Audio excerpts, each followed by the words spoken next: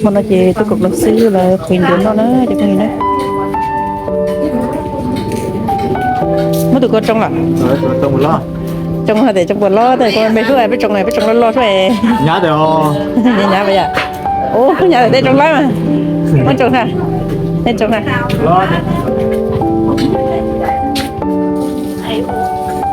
một tay tôi vậy chủ ta mua tụi con này là trong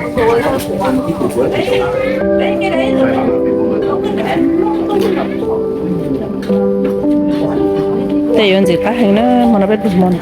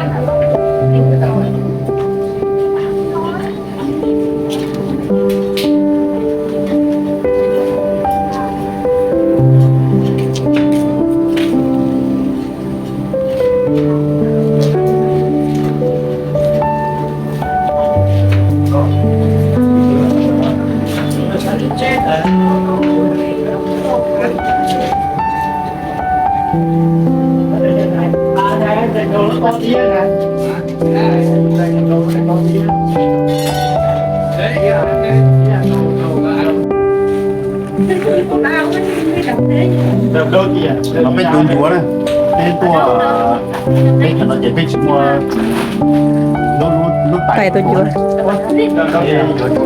muốn bị cái nào anh đập đây được không anh được mà được đấy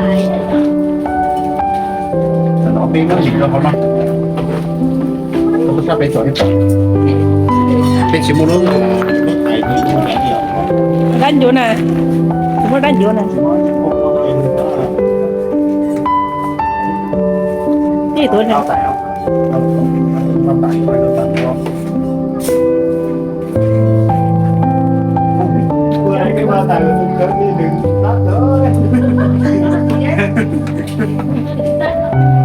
tới từ đầm nó chỉ để xíu nữa bây giờ chỉ cần đó mấy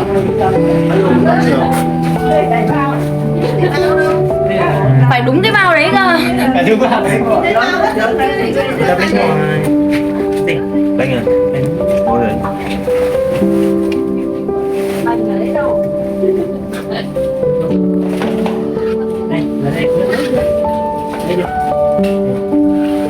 Không làm tay không? Cái này cái này cái sao một cá đâu? Một là trên bảy đen đâu mình có chạy này đâu? Làm cái đấy. Phải nha đã. Được chưa? Bỏ đi nha. Quay nó lên quay kìa. Quay được không? Quay không được gì đâu. Ăn qua. đừng có biết là thấu tông rất á có sợ bố ôi nên thôi không biết bài gì đâu xì nó là nó xì con này nó nè Quay sáng cái đấy nhỉ? anh chú nó chú có chia Quay đây này là ai còn đợi đấy chứ? Đấy đúng rồi. giờ nó chỉ được cái là chỉ là cô chỉ có tay tôi chỉ thế cô tôi đi bên ngoài chơi cô tôi đi mua cái nó cũng chơi tôi nói để tay rồi cái lưng Còn cả hai lại đi cảnh cáo rồi. Cả hai rồi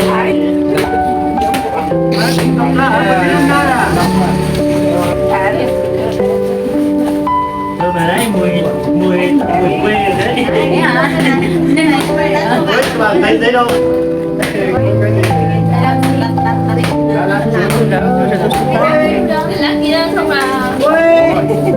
cái cô phía gì cái cô phía đẹp bé rồi. cô mà một cây này tách ra được cây á bây giờ cho mà mất đâu phải một cây mới được cái cho á tách mất rồi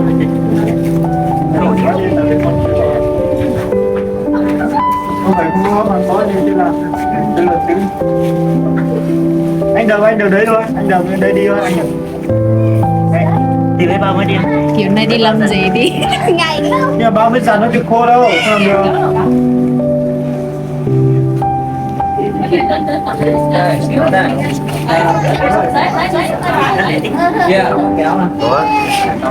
Mày hết rồi như nào? Muốn gì vậy cả?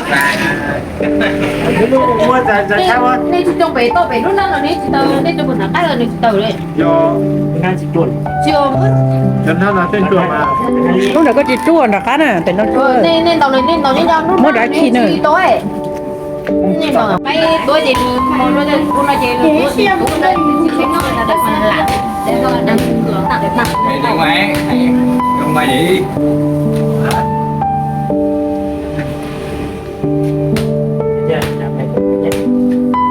Muốn tập trung phải đứng ngồi mạnh vào.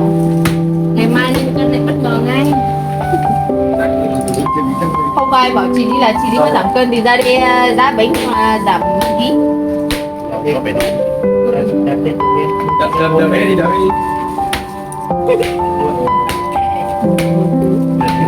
nó biết là chú bóc cười nha. Nó bóc đi cho biết nè. Tao bóc cười cho biết thế nó bóc cười luôn. Cho tới giờ hậu tao nó đúng không có điện nào. Anh em xử lý cái thế bánh nhá. Bánh nhớ rồi. Anh cá ơi. Tao tiền. Tôi phải coi tiền tàu với còn tàu này nữa. Đi có sắp bao được câu ra hả?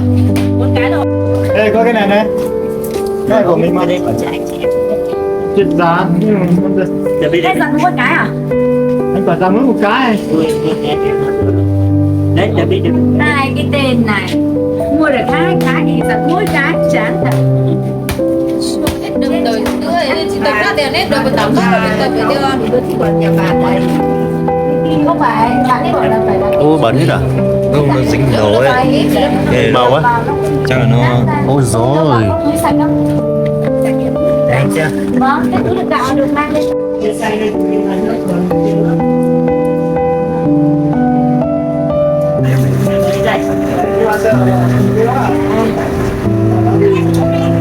Giá này nhá, này á. Ôi trời đất. Ui. Người đập vậy đấy là phải đập ở cái độ khác nhỉ. Ở đây bạn đi ở chỉ để tưởng là nó kiểu dạ dạ.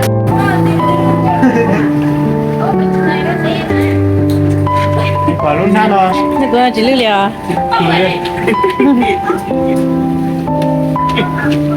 Có mới tiền lo thế. Đắp vô để biết lo. Nhìn chuột là ta tao mày. To hết rồi chứ ơi. Bây giờ khơi ra cho tôi.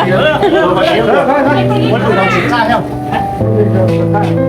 Mắm đâu là? Lá chuẩn bị đâu? Không có lá này. Lá để muốn ăn thì bông này. Có lá thì đẹp hơn, không có lá. Chứ bây giờ kia tôi cái tôi câu rồi mất đứng rồi mà lâu kiểu hỏi em mất đứng rồi mất đồ thôi cái gì tôi Nhưng mà này, lửa cái này đánh cho rồi. Cho nó là như để xịt cho. ai có tay này gọi nó đi nói bà quái hả cá quái đi Bây giờ bóc khơi lấy ảnh chỗ gì bé khơi bây giờ. nhớ thông tin này có hạt đâu luôn rồi thì thấy không Chị thấy này giờ. Mới tụm bóng gà này, hay là mới thấy tụm bóng gà rồi. muốn cho nó chỉ Sai lá này. Dạ. lá là dùng tí bóng hả nhỉ cái gì ngập Có lá nhiều. Nếu có lá nhiều thì thằng lá thì đẹp hơn. Lá đẹp hơn. Bây giờ có Bóng lậu ơi, nó tôi bóng cảnh lậu đó. do cho nó khơi rồi trong nó đuôi ấy. Bóng lông giống quá. Con gì? Con gì? Con gì? Chúng tôi chỉ ăn đường mình này các chị bạn đâu Ở đây, gì? Cầm sau. Muốn thế hả? lâu thế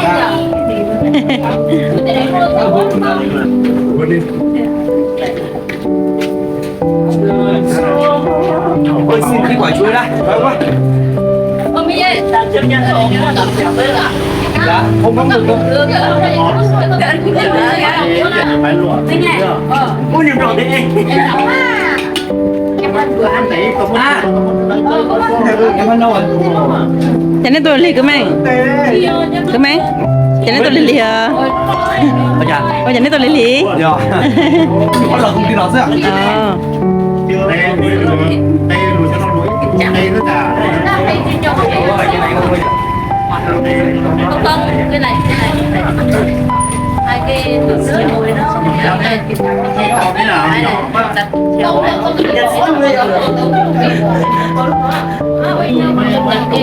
đĩa là Bây giờ cái con điêu nó lọ.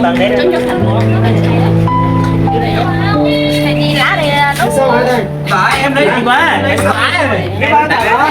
Tạo thành cái Đi có giỏ mà là đi có giỏ nè. được rồi. Nó cũng dẻo thôi. Nghe bao giấy kia rồi. Đấy hả? có sợi ơi. Hay có đầu sáu làm việc vậy. Cho tiền giá. Chưa tới đúng không?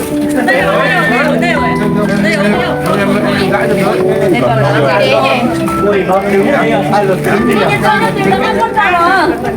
Nó đâu.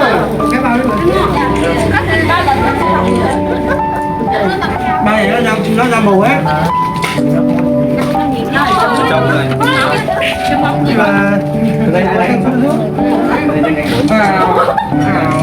Nó đầy rất đấy. Tôi nhầm mà Mình cày như cái gì đó. mất té. Mất cái gì Gì? Anh của ai vậy chứ? Cái thì sao nó có đi một cái miếng thôi. Tôi mất cái tôi Cái như thế này. Cái của tôi sống đúng không? Cái thế này. ơi, Bây giờ xe thì tao hỏi. ơi. Trứng gì? Cây nhung. Bây xe tao hỏi. Ai làm sao? Không xe. Cây xía rồi. Con này sẽ là chủ yếu lúc tao nữa à? Bây giờ. Ê, đi cho con đi, cho đi chia trong lòng ta đó. Cái cá là mua tiền tôi lúc mà. Em bên trên ta nó có ý. Tôi chỉ tụi cái đó cho rồi, chỉ chỉ nào bộ. Bánh canh này căng ngại.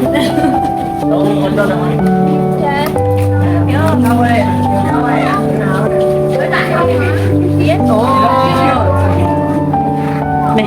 Ui, phải có gì?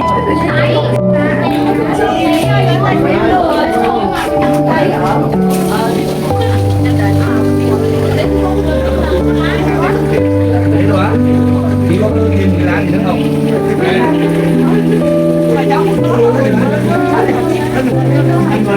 Đây thôi à? Nhấp ra cái này. Đây là dưới sáng rồi đúng không?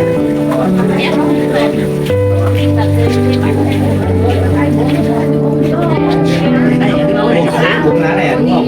Kiểu gì một đúng không? Đúng rồi, anh đến đây nè.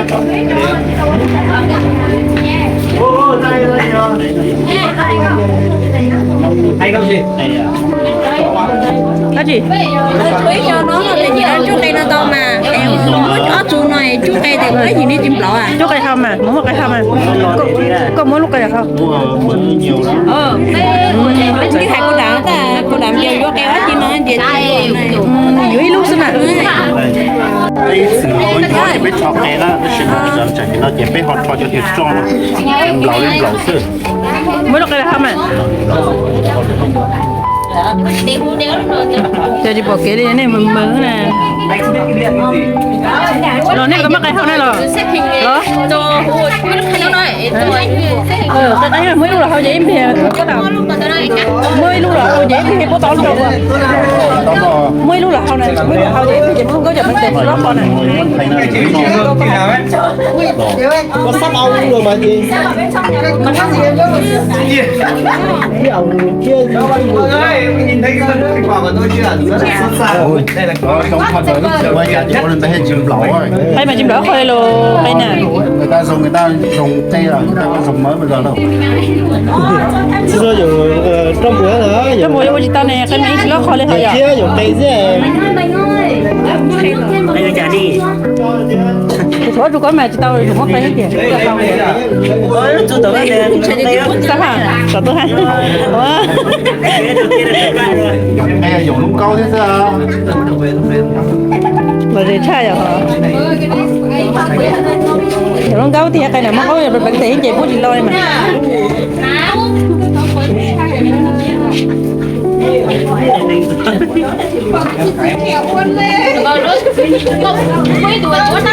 Tao là chị bố chị tao đấy chị mất phải. Thế là giờ cho cái tin nhắn lại chị cái sao thì lại bao này này giờ chị là tôi chị bao. Mọi người là sao nhá? Mọi người đến hôm mà ăn ấy, mọi người chọn cái bánh nào xấu nhất là của mình. Trong đó có rất là nhiều thịt. Em không gói được thì sao anh? Hả? Em chỉ gói được cái nào? Nhưng mà anh ý là mọi người chọn cái bánh xấu nhất để Xấu nhất là của mình, là của anh Minh ấy. Trong đây có nhiều thịt nhất. Chú có cho hết sợ rồi bán chế chả? Chú có cho hết sợ cho mò con. Mò con tôi sợ rồi. Rồi. Cô nhện nè. Cũng nhẹ nhẹ. Nó nói cái gì? Sắp ra rồi nó mua. Biết cho nó nói chuyện đó. Nó nói à?